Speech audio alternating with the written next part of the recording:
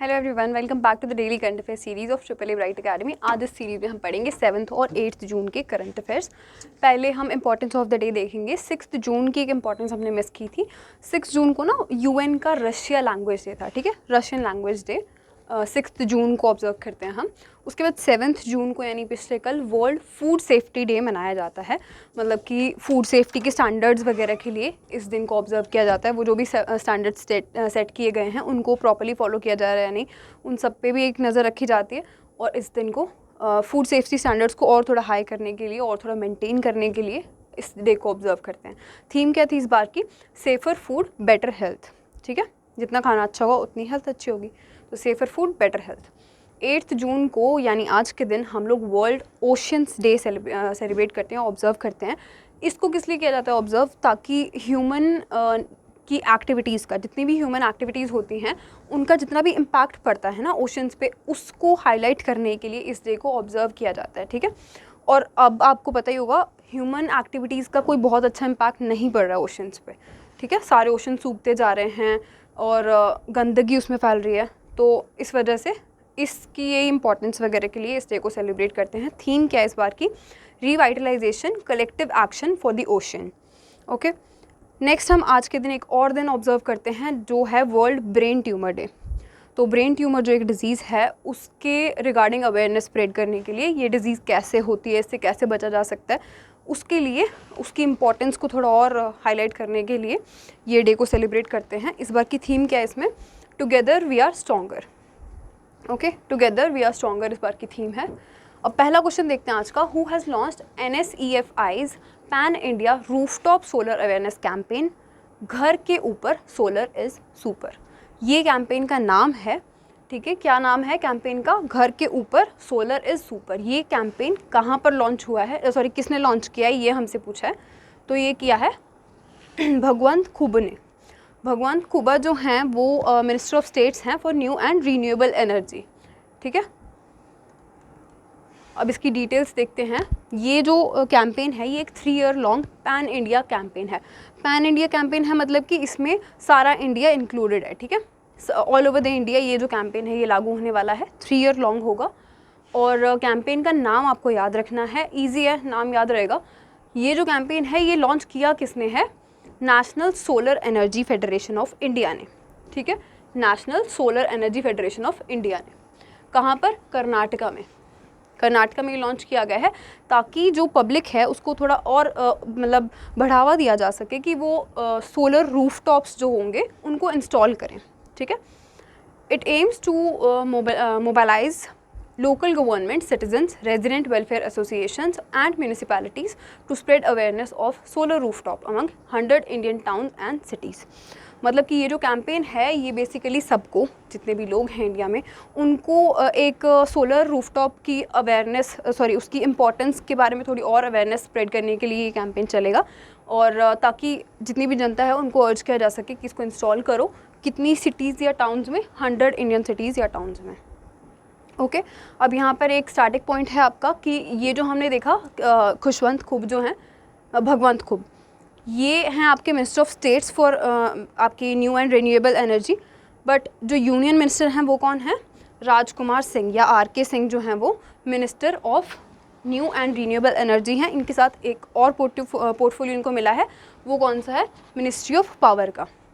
तो minister of power भी यही हैं और minister of new and renewable energy भी यही हैं। नेक्स्ट हमारे पास क्वेश्चन है, who has been appointed as the brand ambassador of drone startup Garuda aerospace. अब एक ड्रोन स्टार्टअप है जो ड्रोन्स वगैरह बनाते हैं, गरुड़ एरोस्पेस उसका नाम है। उसका ब्रांड एम्बेसडर फॉलोइंग में से किसको अपॉइंट किया गया है, ये आपसे पूछा है। तो ये किया गया है MS धोनी को। ठीक है, महेंद्र सिंह धोनी को ब्रांड एम्बेसडर बनाया गया है गरुड़ एरोस्पेस का। और भी बहुत सारी कंपनीज़ हैं जिनके ब्रांड एम्बेसडर हैं ये MS धोनी। एक और इसमें अब एड ऑन हो गया है, वो है Garuda aerospace. MS Dhoni has been appointed as the brand ambassador of Chennai based Garuda aerospace. अब क्योंकि MS धोनी इसमें इन्वॉल्व हैं, आपके लिए ये जो स्टार्टअप है इसका थोड़ा डिटेल्स जाना ज़रूरी है। तो हेडक्वार्टर कहाँ है, ये कहाँ पे बेस्ड है? ये चेन्नई में बेस्ड है गरुड़ एरोस्पेस। और धोनी इसके ब्रांड एम्बेसडर होने के साथ साथ इसके ना एक माइनॉरिटी शेयर होल्डर भी होंगे। इसका कोई माइनर सा कोई एक पार्ट होगा, शेयर होगा, जिसके शेयर होल्डर रहेंगे धोनी इसमें। और गरुड़ एरोस्पेस जो है वो aviation and aerospace component manufacturing firm है, ठीक है। Garuda aerospace is equipped with 300 drones and 500 pilots operating in 26 cities. ये बहुत डिटेल्स में जाने की ज़रूरत नहीं है, जस्ट फॉर योर नॉलेज ये वाला पॉइंट मैंने इंक्लूड किया है। आपको सिर्फ इतना याद रखना है कि MS धोनी को ब्रांड एम्बेसडर बना दिया गया है एक ड्रोन वाले स्टार्टअप का, जिसका नाम है गरुड़ एरोस्पेस, ओके। और ये इसके माइनॉरिटी शेयर होल्डर भी रहेंगे। नेक्स्ट क्वेश्चन हमारे पास है, which state government has declared blue duke as state butterfly. अब किसी एक स्टेट ने ब्लू ड्यूक नाम की एक बटरफ्लाई को स्टेट बटरफ्लाई डिक्लेयर कर दिया है। तो कौन सी स्टेट ने ये किया है? सिक्किम ने, ठीक है। सिक्किम की जो गवर्नमेंट है उन्होंने डिक्लेयर कर दिया है ब्लू ड्यूक को एज द स्टेट बटरफ्लाई। तो ये कब किया गया है? वर्ल्ड एनवायरनमेंट डे के ओकेजन पे। ये कब था? 5 जून, हमने पढ़ा था ना, 5 जून को वर्ल्ड एनवायरनमेंट डे हमने ऑब्जर्व किया था। इसकी थीम थी I guess only one earth करके कोई थीम थी इसकी, वो भी याद, एक बार रिवाइज कर लेंगे बाद में। The government of Sikkim declared blue duke as the state butterfly of Sikkim. The idea of state butterfly was propose by butterfly enthusiast. किसने ये आइडिया दिया कि स्टेट बटरफ्लाई हम इसको डिक्लेयर करेंगे ब्लू ड्यूक को? नुसांग M लीम्बू। ये जो हैं ये सिक्किम के बटरफ्लाई मैन भी कहे जाते हैं, ठीक है। He is also known as the butterfly man of Sikkim. तो इनका आइडिया था ये कि स्टेट बटरफ्लाई हम डिक्लेयर कर देते हैं ब्लू ड्यूक को। तो आपको याद रखना कि ब्लू ड्यूक सिक्किम की स्टेट बटरफ्लाई अब डिक्लेयर कर दी गई है। नेक्स्ट हमारे पास क्वेश्चन है, India achieved 10% ethanol blending in petrol ahead of schedule. What was the original schedule to achieve the target?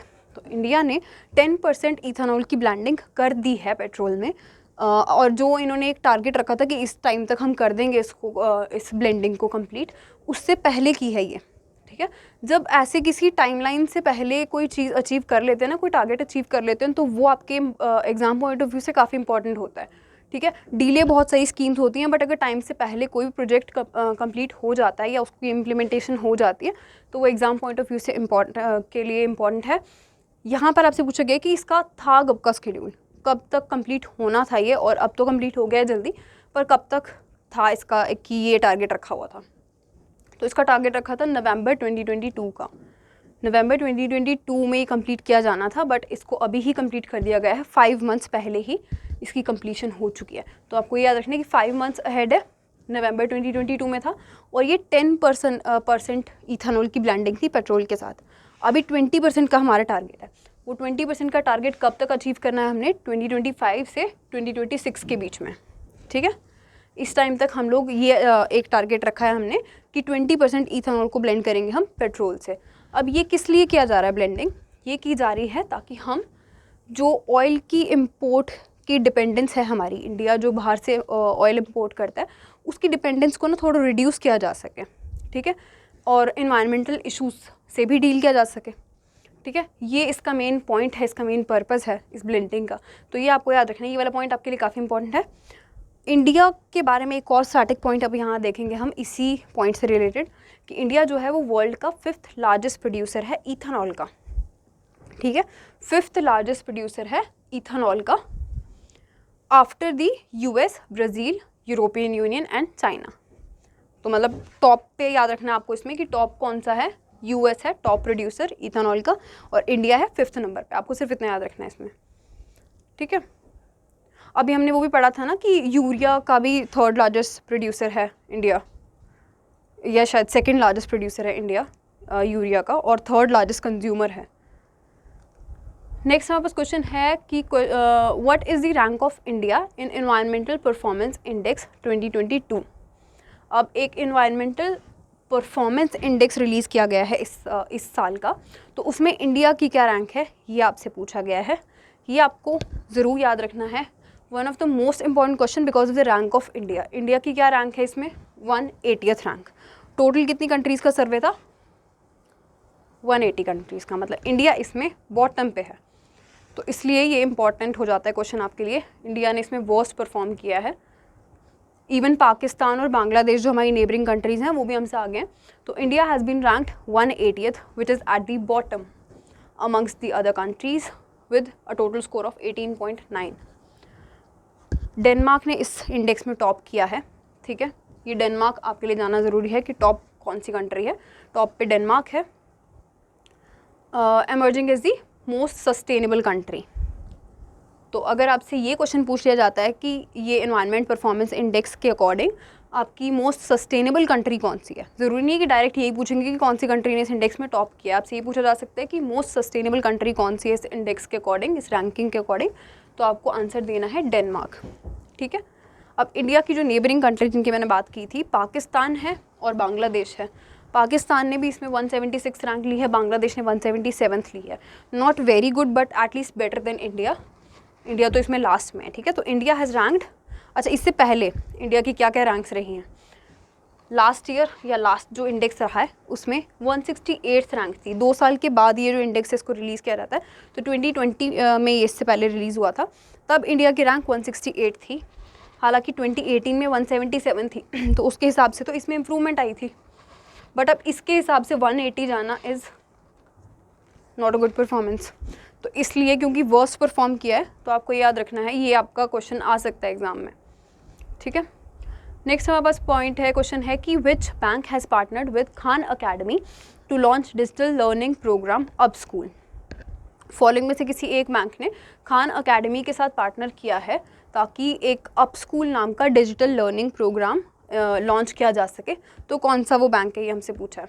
किसने किया है खान अकेडमी के साथ? SBI ने, ठीक है। SBI और खान अकेडमी ने पार्टनर करके अप स्कूल लॉन्च किया है। इसकी डिटेल्स देखते हैं। The SBI foundation has launched up school, a digital learning platform for students of class 1 to 10।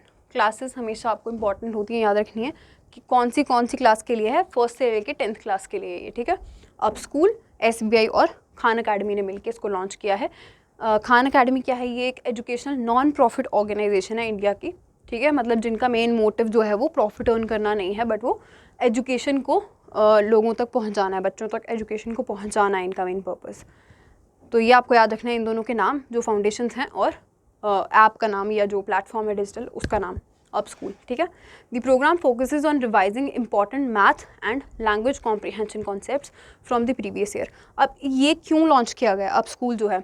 और भी बहुत सारे ऐसे प्लेटफॉर्म्स हैं जहाँ पर आपको फर्स्ट से 10th तक की ट्यूशन्स या उसकी लर्निंग्स अलग अलग तरीके से प्रोवाइड करवाई गई हैं। ऑलरेडी बहुत सारे हैं ऐसे ऐप्स और प्लेटफॉर्म्स मार्केट में।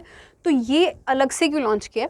इसका मेन पर्पज़ ये है कि जितना भी हमारा पिछले साल कोविड के टाइम पे जितना भी स्टूडेंट्स का लॉस हुआ है, फर्स्ट से 10th क्लास के जितने भी बच्चों की पढ़ाई का लॉस हुआ है, वो यहाँ पर हम वापस उसको एक बार उस नॉलेज गैप को फुलफ़िल कर सकें। तो पिछले साल का ये जो भी गैप था उसमें मैथ्स और लैंग्वेज मेन इन्होंने टारगेट किया है कि लैंग्वेज कॉम्प्रीहेंशन और मैथ्स के कॉन्सेप्ट्स को प्रॉपर्ली रिवाइज़ किया जा सके, ताकि जो पिछले साल उनसे बच्चों से छूटा है वो उसको ओवरकम कर सकें, उस नॉलेज के गैप को, ठीक है, ताकि वो आगे एक स्ट्रॉन्ग फाउंडेशन बना सकें फ्यूचर में अपने अकेडमिकल ईयर्स के लिए। जैसे 10th क्लास के बाद आपकी 11th और 12th जो है वो बहुत इंपॉर्टेंट है। तो अगर ये वाले कॉन्सेप्ट्स उनके क्लियर हो जाते हैं जो लास्ट ईयर में नहीं हो पाए, तो यहाँ के लिए इनकी फाउंडेशन स्ट्रॉन्ग हो जाएगी। तो ये इसका पर्पज़ है अप स्कूल का। अब पॉइंटर्स देखते हैं अपने आज के। एक्सरसाइज संप्रीति X 2022, ये एक एक्सरसाइज है, जॉइंट मिलिट्री एक्सरसाइज है, इंडिया और बांग्लादेश के बीच में हुई है और बांग्लादेश में ही इस एक्सरसाइज को कंडक्ट किया गया है। ओके, इसमें सिर्फ नाम याद रखना है, कौन सी कंट्रीज़ के बीच में हुई है वो याद रखना है। जॉइंट मिलिट्री एक्सरसाइज है ये याद रखना है, जॉइंट नेवी नहीं है। तो ऐसे याद रखना है कि बांग्लादेश एक्सरसाइज संप्रीति, इंडिया बांग्लादेश और जॉइंट मिलिट्री। नेक्स्ट पॉइंट है कि India and Canada sign MOU for stronger cooperation on climate action. इस पे जितने वर्ड सिर्फ रेड में दिए गए हैं वो याद रखने हैं कि India plus Canada MOU sign किया इन दोनों ने, इक्वल्स टू लिख देना क्लाइमेट एक्शन। ऐसे पॉइंट्स बनाना छोटे छोटे, ठीक है। नेक्स्ट पॉइंट है कि Bajaj finance limited has launch the financial education awareness campaign जिसका नाम है हर time EMI on time. Bajaj finance limited ने एक कैंपेन लॉन्च किया है नया जिसका नाम है हर टाइम EMI ऑन टाइम। अब इसका क्या पर्पज़ है, ये किस लिए लॉन्च किया गया है? ताकि जो भी लोग होंगे जो लोन्स लेंगे उनका जो क्रेडिट स्कोर है वो इम्प्रूव हो सके, ठीक है, टाइम से वो EMI देंगे तो मतलब बैंक को भी वो टेंशन नहीं रहती है।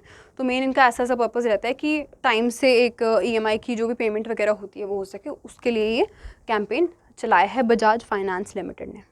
ओके, नेक्स्ट पॉइंट है कि Albania elects general major Bajram Begaj as the new president. Albania के नए प्रेसिडेंट बन गए हैं बजराम बेगास। नेक्स्ट पॉइंट है कि the world's first population estimation of fishing cat was undertaken outside the protected area network in Chilika lake in Odisha. क्या याद रखना है, सिर्फ एक चीज़, पॉपुलेशन एस्टिमेशन का एक मतलब पॉपुलेशन की एस्टिमेशन की गई है किस एक एनिमल के लिए, फिशिंग कैट नाम के एक एनिमल के लिए। कहाँ पे? चिलिका लेक में। चिलिका लेक कहाँ है? ओडिशा में। चिलिका लेक फेमस किसके लिए है? चिलिका लेक जो है वो एशिया की लार्जेस्ट आपकी ब्रैकिश वाटर बॉडी है। ब्रैकिश वाटर मतलब कि ना ही वो मतलब जो एक सॉल्ट वाटर होता है ना या सेलीन वाटर होता है ना, जिसमें बहुत ज़्यादा वो मात्रा होती है सॉल्ट की जो कंज्यूमेबल नहीं होता है, एक वो होता है, एक आपका नॉर्मल फ्रेश वाटर होता है। इन दोनों के बीच का होता है ये ब्रैकिश वाटर, ठीक है। तो ये एशिया की लार्जेस्ट ब्रैकिश वाटर बॉडी है, चिलिका लेक उड़ीसा में है, ये आपको याद रखना है। और ये जो है, ये लेक जो है वो फर्स्ट इंडियन वेटलैंड भी है इंटरनेशनल इम्पोर्टेंस की। किसके अकॉर्डिंग? रामसर कन्वेंशन के अकॉर्डिंग। ओके, मेन इसका ये एशिया वाला पॉइंट है, ये आपको याद रखना है। नेक्स्ट पॉइंटर है कि DBS bank India launched first credit card in India in partnership with Bajaj finance limited named Bajaj Finserv DBS bank super card. अब अगर ये नाम दिया है तो आपसे ये नहीं पूछा जाएगा कि कौन कौन से बैंक ने या DBS ने किसके साथ मिलकर ये क्रेडिट कार्ड लॉन्च किया है। बट अगर नाम नहीं दिया जाता है तो आपको याद रखना है कि DBS और बजाज फाइनेंस ने एक नया क्रेडिट कार्ड लॉन्च किया है जिसका नाम है Bajaj Finserv DBS bank super card. Okay, next point है कि SBI ने एक नए MD अपॉइंट किए हैं। वैसे तो 4 MDs हैं SBI के, तो उनमें से एक नई अपॉइंटमेंट हुई है और उन्होंने किसी को रिप्लेस भी किया, तो मतलब अभी भी 4 ही हैं। कौन है वो जो नए अपॉइंट हुए हैं? आलोक कुमार चौधरी, ठीक है। आलोक कुमार चौधरी हैं नए MD। इन्होंने रिप्लेस किया है अश्विनी भाटिया को। अश्विनी भाटिया के बारे में हमने पढ़ा था कि ये सेबी के होल टाइम मेंबर बन गए हैं, तो इन्होंने अपनी पोस्ट छोड़ दी है, इनको रिप्लेस किया है आलोक कुमार चौधरी ने, ठीक है। जो आपका securities and exchange board of India है उसके होल टाइम मेंबर बन गए हैं अश्विनी भाटिया। नेक्स्ट पॉइंट है कि SEBI restructured it's advisory committee on mutual funds. अब म्यूचुअल फंड्स पे जो सेबी की एडवाइजरी कमेटी है, जो मतलब एडवाइसेस वगैरह देते हैं, उनको उस एक कमेटी को ना रीस्ट्रक्चर कर दिया गया है। अब उसके नए हेड कौन बनाए हैं? उषा थोराट। उषा थोराट जो हैं पहले RBI की डेप्यूटी गवर्नर रह चुकी हैं, तो इनको बना दिया गया है इस एडवाइजरी कमेटी का हेड। ओके, ये इसकी चेयरमैन होंगी इस कमेटी की। नेक्स्ट पॉइंट हमारे पास है Maharashtra gets 12 new conservation reserves and 3 wildlife sanctuaries. Maharashtra को 3 नए कंजर्वेशन रिजर्व्स मिल गए हैं और 3 वाइल्ड लाइफ सैंक्चुरीज मिल गई। इसमें आपको क्वेश्चन आ सकता है कि कौन सी स्टेट को 12 नए कंजर्वेशन रिजर्व्स और 3 नई वाइल्ड लाइफ सैंक्चुरीज मिली हैं, तो वो महाराष्ट्र को मिली, आपको याद रखना है। नेक्स्ट और लास्ट पॉइंट आज का है कि Indian air force signed an MOU with Chandigarh administration for setting up first of its kind Indian air force heritage centre in Chandigarh. तो अभी तक इंडियन एयरफोर्स का जो हेरिटेज सेंटर है वो कहीं नहीं था, तो अब वो चंडीगढ़ में इस्टेब्लिश होने जा रहा है। उसके लिए इंडियन एयरफोर्स और चंडीगढ़ ने एक MOU साइन किया है, ठीक है। तो ये आपको याद रखना है, ये पूछा जा सकता है कि इंडियन एयरफोर्स का जो हेरिटेज सेंटर है वो कहाँ ओपन होने जा रहा है, तो वो चंडीगढ़ में ओपन होगा, ठीक है। ये आपकी आज की न्यूज़ थी। अब आज के क्वेश्चंस आपके ये हैं, क्वेश्चन मैं अब इसी फॉर्म में दूंगी लास्ट में। फर्स्ट क्वेश्चन है कि हेडक्वार्टर बताने आपने DBS बैंक के। जब हमने यहाँ पे पढ़ा है कि DBS बैंक का ही पहला क्रेडिट कार्ड है, तो पहला ऐसे नहीं कि पूरे DBS बैंक का ही पहला क्रेडिट कार्ड है, ऐसा नहीं है। ये DBS इंडिया का पहला क्रेडिट कार्ड है। इंडिया की जो ब्रांच है, इंडिया में जो ब्रांच है DBS की, उसका पहला क्रेडिट कार्ड है ये। तो अदरवाइज जो DBS है वो कहाँ पर बेस्ड है, कहाँ उसके हेडक्वार्टर्स हैं, ये आपने मुझे बताना है, पहला क्वेश्चन। सेकंड क्वेश्चन होगा कि चेयरमैन बताना है आपने मेरे को SBI के। ओके, अभी हमने MD पढ़े हैं कि नए MD कौन अपॉइंट हुए हैं, आलोक कुमार। अब मेरे को आपने यहाँ पर बताना है कि चेयरमैन कौन है, ठीक है। थर्ड आपने मुझे बताना है सिक्किम का, जिसका हमने अभी पढ़ा है कि स्टेट बटरफ्लाई बना दिया है ब्लू ड्यूक को, तो वहाँ के CM कौन है सिक्किम के। ये 3 क्वेश्चन है आपके आज के। अब अगर इनमें से कोई भी पॉइंट्स में आपको कन्फ्यूजन लग रही है, आप कमेंट्स में पूछ सकते हो। मैं आपसे नेक्स्ट क्लास में मिलूंगी, तब तक के लिए बाय।